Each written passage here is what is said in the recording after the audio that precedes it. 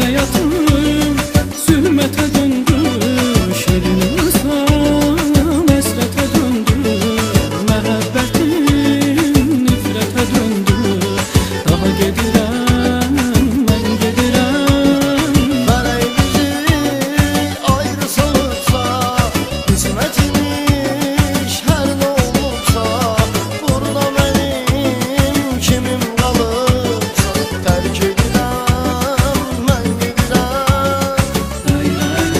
Ah bu yollar məni yordu, gündə bir yol gedirəm mən. Ah bu yollar məni yordu, gündə bir yol gedirəm mən.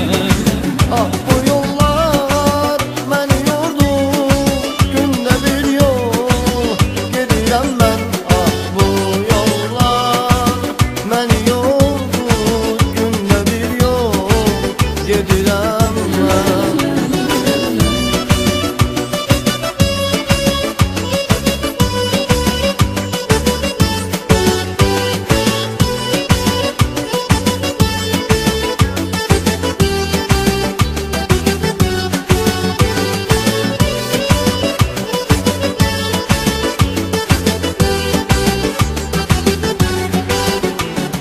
Barışmıram olanlar ilə, sən hələ qal qalanlar ilə, həqiqəti yalanlar ilə, izlədirəm, mən gedirəm.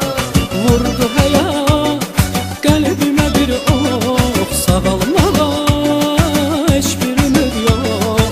Daha görürəm mən də səni çox.